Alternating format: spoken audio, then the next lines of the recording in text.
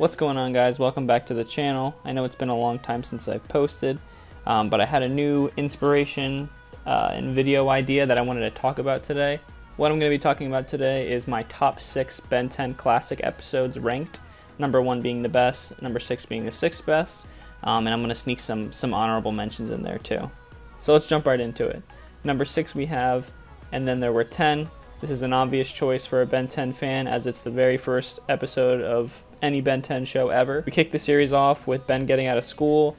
He's ready for his road trip with his grandpa. He finds out his cousin's coming with them. As they go on their camping trip, Ben stumbles across a meteor with the Omnitrix, jumps onto his wrist, and then this is kind of the episode that sets up the entire franchise. I was going to say the series, but the franchise as a whole. And we see some introductions of some pretty iconic characters. Heat Blast, Accelerate, Wild Mutt, and Diamond Head. So I definitely think nostalgia plays a factor in me picking this episode for my list. However, I think it's a really great episode as far as setting up exposition.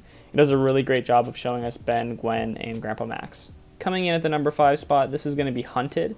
This is Season 1, Episode 5. The general premise of this one is that Vilgax is still hurt from the first episode, and he sends 3 bounty hunters after the Omnitrix. I would say the main reason that I enjoy this one is because it kind of differs from the other episodes as far as like its structure. A lot of the Season 1 episodes are kind of like a villain of the week structure, but this one has like more character building. For example, in the beginning, Ben just tries to muscle it. Grandpa Max tells him might isn't always right. And as he's fighting the bounty hunters, one of them reveals himself to be a good guy, and he kind of reinforces this. My favorite part of this episode is towards the end. It's when Ben has to choose what alien he's going to use in their final battle. There's this really awesome part where it flashes back to the bounty hunter and Grandpa Max telling him to work smarter and not harder. And I just love the scene overall because he ends up picking gray matter, so you can tell that he's receptive to what everyone's saying, and he's picking something that's a smarter choice as opposed to a stronger choice. I also want to point out, I think the bounty hunters in this episode are really cool. Obviously we have Tetrax, he's the main bounty hunter. We also have 6-6, who makes a couple more appearances in this series. And then, I don't know what this guy's name is. He's like a crab kind of guy, but I think he's really cool looking as well. This episode's also awesome because it sets up a couple things. One of them being that this is the first time Ben and Gwen hear the term Omnitrix, as opposed to just calling it the Watch. It also introduces the concept that all the aliens in Ben's Watch live out in the universe somewhere, so it's kind of some universe building as well. Coming in at the number 4 spot, we have another obvious pick. This is going to be Season 1, Episode 13, the finale, which is titled Secrets. The premise of this one is that Vilgax is finally healed after the damage he took on in Episode 1, and he's ready to go himself to try to retrieve the Omnitrix. This is a great episode for a multitude of reasons. I don't think this season could have had a better finale, and I think it wrapped up all the storylines from the first season perfectly. Throughout the season, we've slowly seen Vilgax start to heal. We've seen him send bounty hunters, we've seen him send drones.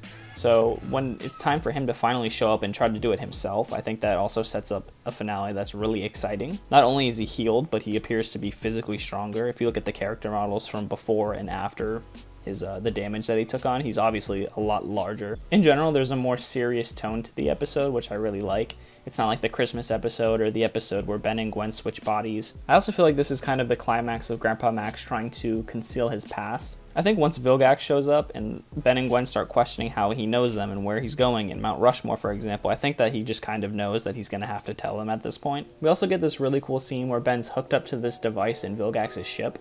It's kind of like the first hint at a master control without it being master control. It's kind of like I think they play it off as more of like a glitch in the device that's holding him, but it's still really cool to see. We also get our first, and I think it's the only live transformation in the series. It's when Ben's jumping off the ship and he's turning into Heat Blast. I think it looks kind of funky but cool at the same time. This finale really succeeds at what it aims to do. It ties up a lot of storylines, it feels serious, and it has the viewer wanting more. Alright, so we are now in top 3 territory.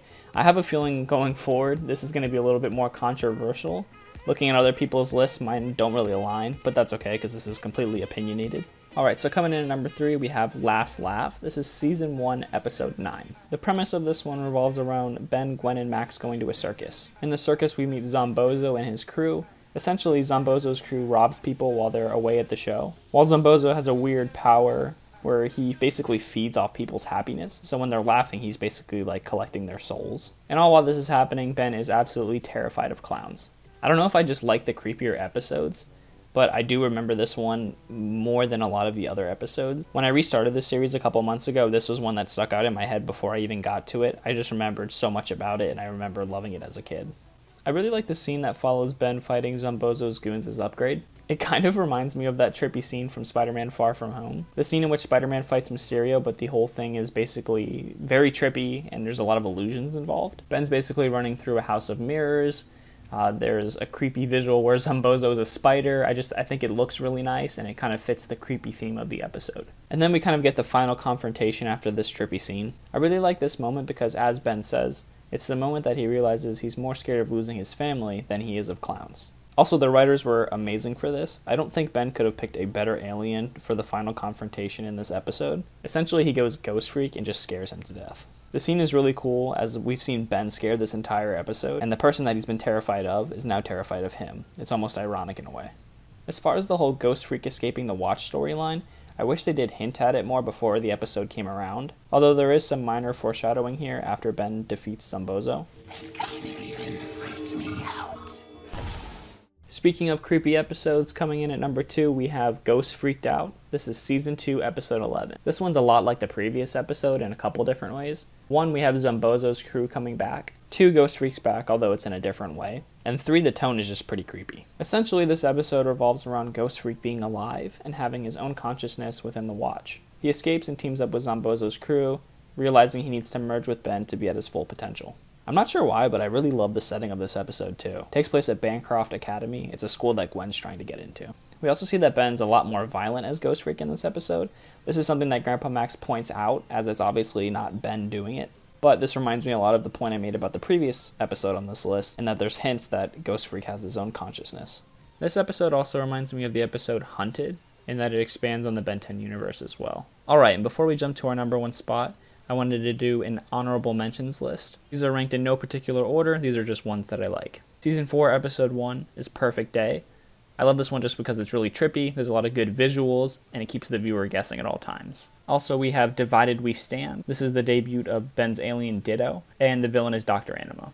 Another one that's kind of iconic, also from Season 1, this is Kevin 11. Obviously, I don't need to explain the significance of this episode as far as what it sets up for the rest of the franchise, but I think it's a really iconic episode, and I think it has a great story. Another Kevin 11 episode is Season 2, Episode 3, titled Framed. I think this is a really cool one in that it keeps the viewer guessing as to how there's a bunch of Ben's aliens wreaking havoc all over the country. We obviously end up finding out that this is Kevin causing all this trouble. The final fight on the Golden Gate Bridge is awesome, and then so is the scene where Kevin mutates. I love Season 3, Episode 5, titled Ben Wolf. This is when the gang goes to New Mexico. Ben fights a werewolf and basically acquires his DNA in the Omnitrix. And lastly, for the honorable mentions, we have Season 2, Episode 7, Camp Fear. I love the setting in this one, and we had the debut of Wildvine. Overall, it has a creepy vibe to it. Alright, so coming in at the number 1 spot, I think it's really predictable if you watch Ben 10 or you're just a fan in general. This is going to be Season 2, Episode 13, Back with a Vengeance. The finale of Season 2, this one deals with Kevin and Vilgax teaming up to try to take out Ben. Meanwhile, Ben has just unlocked the concept of master control of the Omnitrix. Essentially, Ben can switch from alien to alien without reverting to his human form. He also doesn't have to revert back to a human at all. He can stay as an alien for as long as he wants. So this episode is awesome for a bunch of reasons. One being the team up between Kevin 11 and Vilgax, arguably Ben's 2 best villains. I think it's funny how they kind of argue because it shows their personalities. Vilgax doesn't really have a personality, and Kevin 11 is just very immature and childish. This episode is like Season 1, Episode 13 on this list, Secrets, in that it feels serious, it feels like a finale, and I love when the show does that. I mentioned this episode in my previous video when I talked about continuity, and I'm going to do it again. This episode has it for a bunch of reasons. Obviously, we have villains from previous episodes, but we also see continuity when Grandpa Max pulls out the Null Void projector. Gwen makes a little comment hinting back to Season 2, Episode 1 that she thought they left the projector in the plumber's base. Although it is a small comment, it does make for some great continuity. About halfway through the episode, Kevin, Vilgax, and Ben get dragged into the Null Void. This was awesome as a first-time viewer of the show, because up until this point we've only seen the portal. We haven't seen what's on the other side. There's a lot of great action sequences that utilize the master control, like this one. And I could literally talk about master control for hours. It's one of the coolest concepts in Ben 10 lore. I think the reason Ben didn't continue to have master control going forward from this episode is just for plot convenience. I think the fact that he has a timer and is stuck with the alien he picks really does affect the plot. I really like the scene in which Ben loses the Omnitrix. This is the first time this happens. It's very dramatic and it looks kind of painful. Essentially, Gwen tricks Kevin and Vilgax into chasing what they think is the Omnitrix, while they go back to their own dimension. Gwen reveals that she has the Omnitrix for Ben, and there's an awesome scene in which it shows all the silhouettes of Ben's aliens as he gets the Omnitrix back. So these are my top 6 favorite episodes of the Ben 10 Classic series. Again, this is just my opinion. You may have a different list. If so, comment your list down below. I'd be really interested to see how yours may differ from mine. I'll try to be a little more active on this channel. I know I haven't posted in a while. So comment down below also what you would like to see me post. And I will see you guys later.